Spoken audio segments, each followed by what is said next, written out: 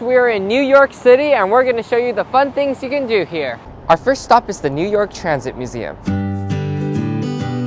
The first section we're checking out is Steel, Stone, and Backbone, and it's about building the subways.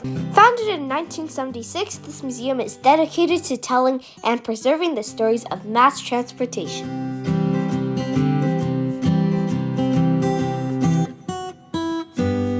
This used to be a real subway station, Court Street. This station has been decommissioned due to low ridership because people would rather just walk 3 short blocks to another station that has more lines.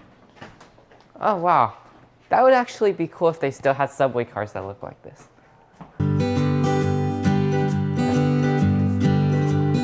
Brother thinks that the trains get newer and newer each time.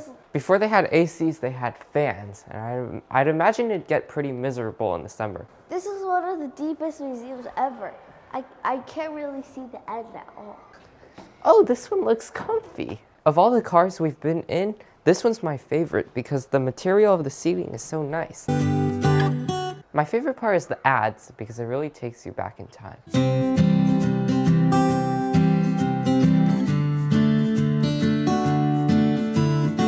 Here's one company that's not going anywhere, Coca-Cola. I think it's swell. Oh, look at all the poles now. That's different. They upgraded the seating too. They added way more seats and they arranged it different. I think people got more obese because these seats are all so small. They're like my size. This little compartment here is for the conductor.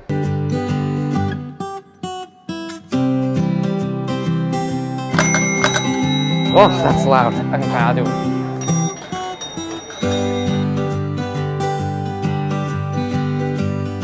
This is a map of an IRT train. A lot of them go to the Bronx. Oh, I don't like the pattern on these seats. You know why they're so dark and gloomy? It's because of the stupid lights they use. Like when they just used the light bulbs, they were fine. But these ones are like dirty and not even bright and half are broken.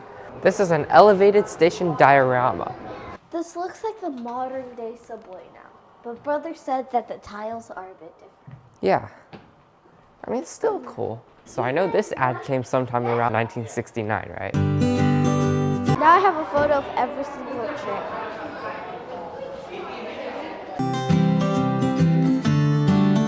This bell over here is the third rail bell, and that's what they use to alert workers so they don't get electrified by the third rail. This section is about turnstiles, and you used to put the coins in there.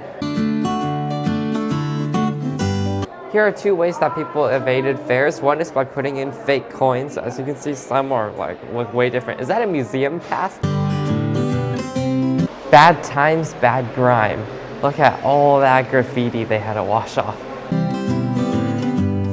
And this section is on the buses and trolleys and other stuff that are not trains.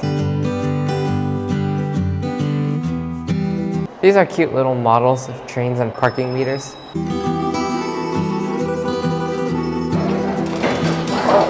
And that is the New York Transit Museum. My favorite part was the downstairs with all the different trains. So what we did is we got here right when it opened, and then we went downstairs first because that's when you can have the trains all to yourself. It was really cool stepping into the different trains and being transported to different eras.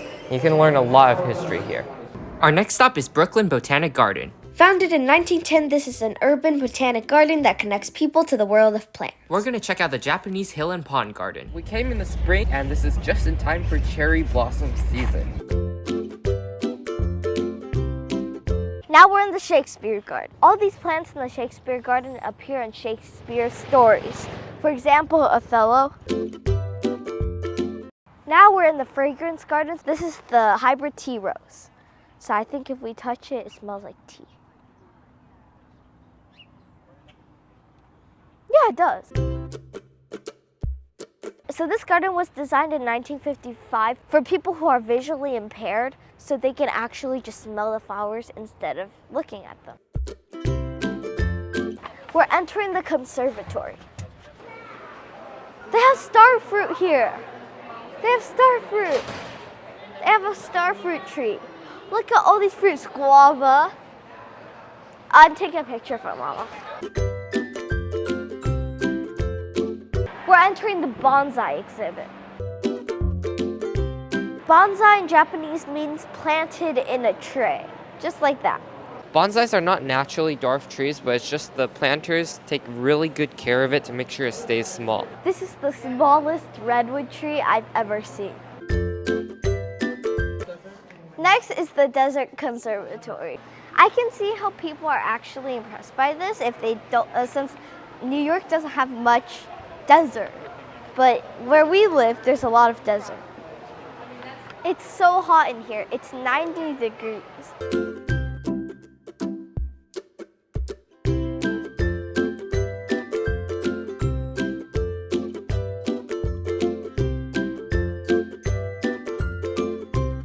Over here's the children's garden. You have to register, but if you do get in, you get to plant fruits and vegetables in the garden. Now we're gonna go on a discovery garden. Okay, let's build a nest. I learned this from camp. You can weave stuff through to lock it.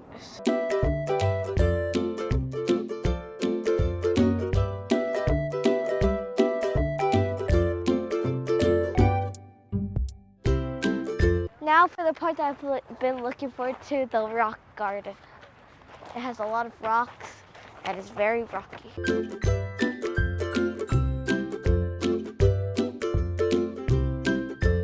These scarlet oaks were planted in 2002 to remember the 9/11 attack. This is the rose garden. It still hasn't bloomed yet, but it's a nice place. It's a good walk. And that is the Brooklyn Botanic Garden. My favorite part was the conservatories. There were a lot of sections that we didn't get to explore, but for the most part, it was pretty enjoyable. It was a bit hot and humid. My favorite part was the Japanese garden, and I'm so glad that we came in time for the cherry blossoms. I'm sure that in April or May, this garden would be even more beautiful because as you can see, this half of the garden doesn't have many plants yet. But yeah, I was impressed by how big this place is, and everything in the conservatory was cool.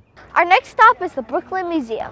This is New York City's second largest museum and contains an art collection with around 500,000 objects. This exhibit is called Design 1880 to Now. Look at that piano. It has a golden harp right on top. That's like the ultimate instrument.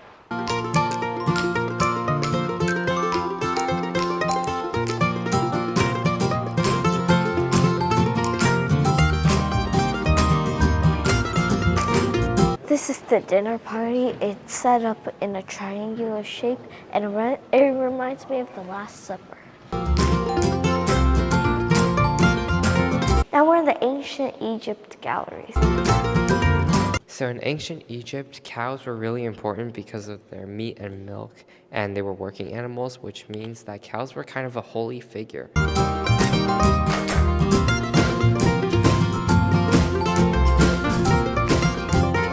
In this casket, there's another casket. Those cute little buckets over there, they had food and drinks for the dead to consume. Wait, that's actually cool. That's like 1D chess.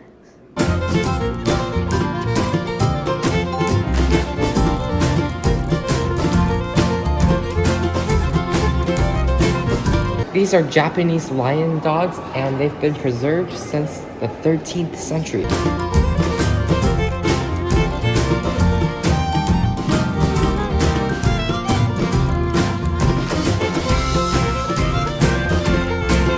And over here, this is the slayer of the elephant demon. You can see that Shiva's foot is on the elephant. And that is the Brooklyn Museum. My favorite part was the dinner party because it really reminded me of the Last Supper, and it was set up in such a magnificent way, and the plates were so well decorated. My favorite part is the Egypt section. There were so many cool artifacts that they dug up and were able to display. This museum has quite a bit to see. There are 4 floors to explore. We're gonna go on Graff Tours. This tour takes you through the streets of Brooklyn and shows you dozens of vibrant murals and teaches about the artists and their process. Today, Miss Audrey will be our guide. This was painted 2 years ago, and it says, "Love is my religion," and there's Jesus, Mary, Buddha, and then Isis from Egypt. So it's basically all the religions. And this was all done freehand. They didn't cheat by projecting on it first. It's all freehand. Technically, the only difference between this and a sticker is that a sticker has its own glue. You peel it, you stick it. With this, they bring a bucket of brush, they brush the glue on the wall, they put their piece up, and they brush glue on top. This mural was done for the 50th anniversary of hip hop, and it has some of the very first people who started it. More by Lee. And again, if you guys are doing the workshop this afternoon, this is who you're working with. This is where you can see the textural difference a rolling tag's going to give you. Right across there. And that's actually Leaf right there. So when you see him, you'll know him. His friend C&O painted him. He didn't realize he was being painted till it was almost over. It was awesome. Graffiti at its core is a language of respect. You always shout out to the ones that get you there. So that's why you'll see names on walls, including ours.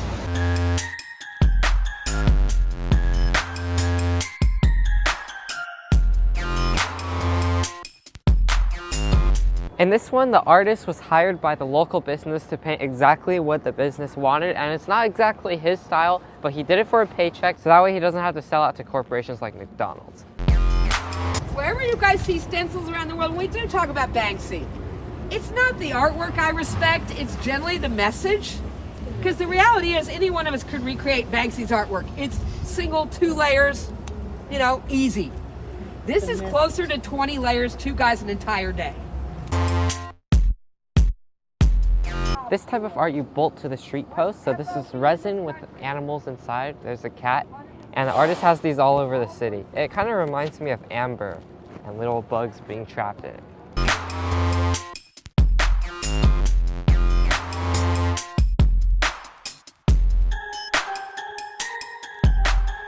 This is Baby Biggie, and the artist Seth travels everywhere in the world with his cat.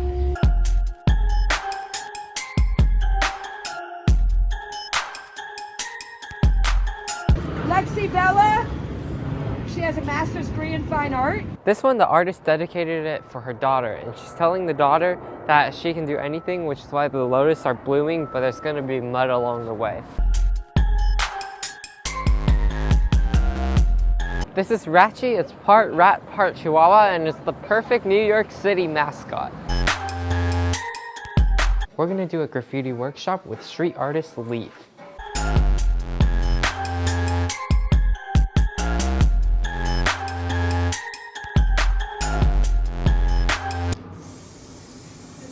The slower you want to move, the more defined that circle becomes, and then the smaller it gets.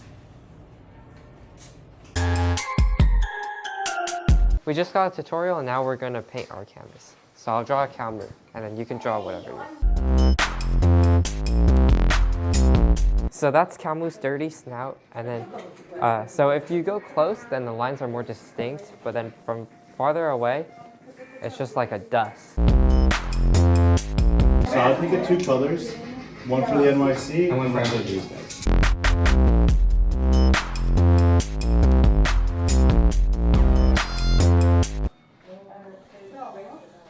You're covering up the black.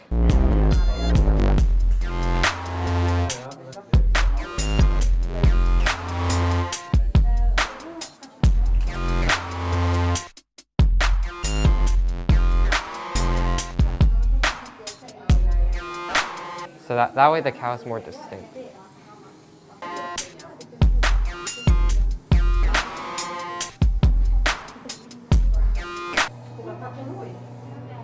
Oh, he's a ghost. Green on top of yellow is good. We could do that for all the letters.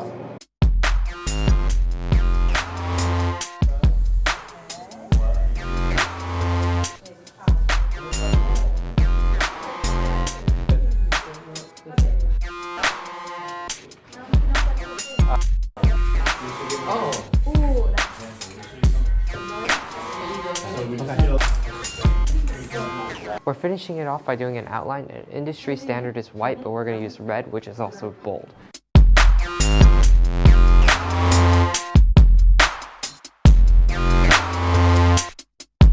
We draw a small X, a big plus, and then a little salt bay, you know, from a distance. After all that is said and done, if you point the cap at the star, you want to spray, but as you go from left of the star to the right of the star, obviously I'm not pointing at the star anymore. So as you move, you want to be rotating your hand. Okay. And if you can pull that off, you get like Oh, a wow. hovering. Okay, so there's the X. Big plus. Okay, I don't know. It could have been worse.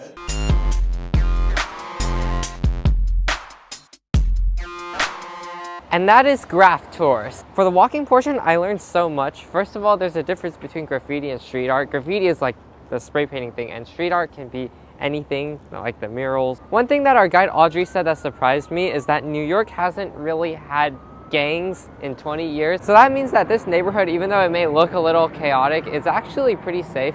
She said it's safer than London. And the art here is really beautiful, especially when you look closely at it. They all have pretty neat meanings behind it. And a common thing for the graffiti and street artists here to do is to offer to paint the walls of the business. That way the business doesn't have to spend money on upkeeping it because there's artwork. And my favorite part was the workshop because at the end you gotta keep your own art. I didn't know there were that many techniques into spray painting stuff, so I did learn a lot about that. We're in DUMBO, which stands for Down Under Manhattan Bridge Overpass, and we came to see this view, and that's all we came for. We're gonna walk across the Brooklyn Bridge from Brooklyn to Manhattan. Opened in 1883, the Brooklyn Bridge was the first fixed crossing of the East River. We can see the Statue of Liberty.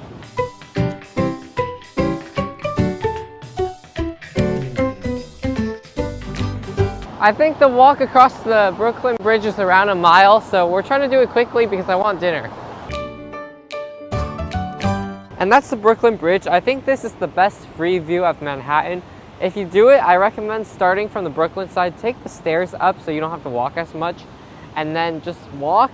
And you can look at the Statue of Liberty, the One World Trade Center, the entire southern part of Manhattan, all the way up to, like, I see top of the rock over there, the Manhattan Bridge. There's so much to see. So this is a must do, and it's free.